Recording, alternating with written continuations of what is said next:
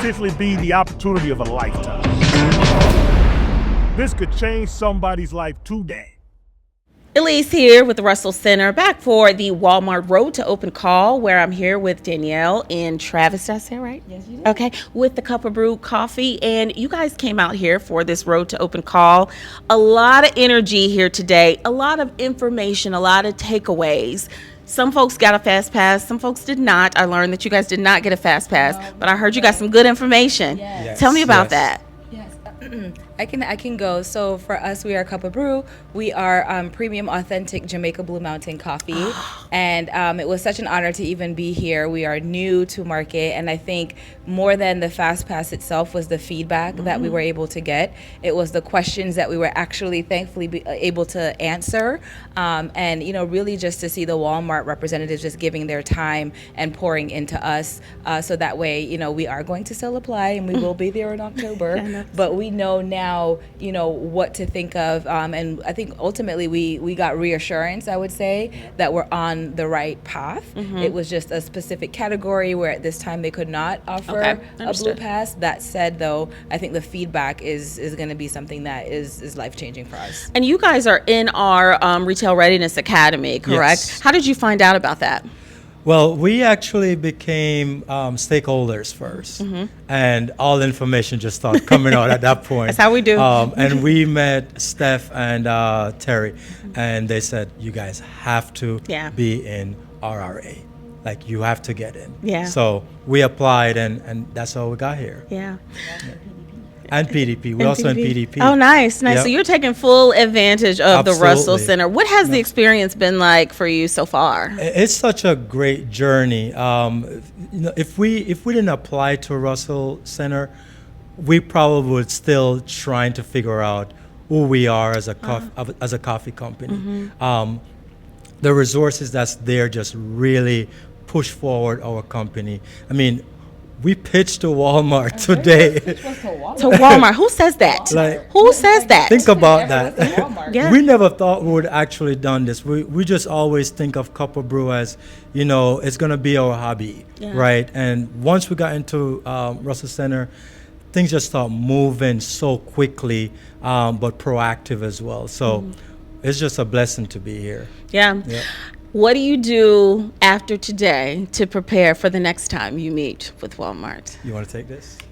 So we will expeditiously send a message to our I won't say the names, but to our partner here that is working with us on developing our product, because we got a lot of good feedback on things that we want to make sure is included. But I think it's back to the grind, back to work. I think no pun intended. Yeah, see how we did there. But literally back to the grind, because we're trying to find a new roaster. But I think it's a lot of, like I said before, reassurance where we're heading in the right direction, and to have a brand, a big box retailer like Walmart kind of cement that, it means that everything that we have planned to do this week, next month is the right thing to do. So I think it's just this, it's not moving blindly anymore with just, okay, well, we think this is right. We were able to see, okay, if this is the end goal and the end result, and they're telling us that you're actually on the right path here. There was no major criticism. There was nothing that we needed to change. If anything, it was just more guidance on what we need to keep up and what we need to make sure is included.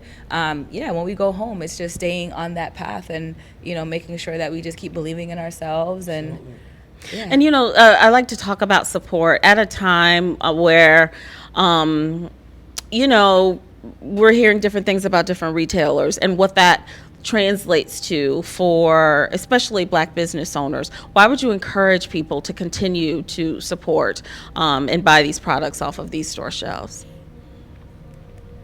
Because I think this is an and conversation. I think for so many years, we viewed minority owned products as this separate thing, this separate entity, right? Where at the end of the day, I think we belong on those shelves just like anyone else, right? I think there's lives and there's families and there's stories and there's legacy that is tied to these products. And, at the end of the day, these retailers that house and gave space and gave room for these brands is ultimately, it's like a gift that keeps on giving, right? So by you continuing to support, you're supporting the families that tie back to those businesses. And for brands like us who also have a philanthropic cause, it's ultimately that gift that keeps giving, right? You know, for us, it's farmers. We have a commitment to education. You know, we have families, and you know, we want to grow. So and much scale. deeper than what you see. Correct. Yeah. It's a lot deeper than what you see. And you know, for me personally, if I go to these stores, I've already, and they have done such a good job over the years of identifying and introducing to us who is female owned, who is Hispanic owned, who is Black owned, who is veteran owned, that it's ingrained in my head. So when I go to those stores, I know who to shop because Yeah. I want to support those people. So Yeah. I think we also forgot that these retailers have given us an avenue into introducing us to said brands. And for me personally, like I have no desire to turn my backs on them. I love that. I Right. love that. For folks, Travis, who want to find you until you get on those Walmart store shelves, how can they find you? Yeah, just head over to the CuppaBrew.com. On socials, it's the same website, just The Cup of Brew. the CuppaBrew. Okay. CuppaBrew. We got it. We got it. We'll check Cup you of guys Brew. out. Thank you so much for chatting with us. Of course, All thank right. you. Thank you.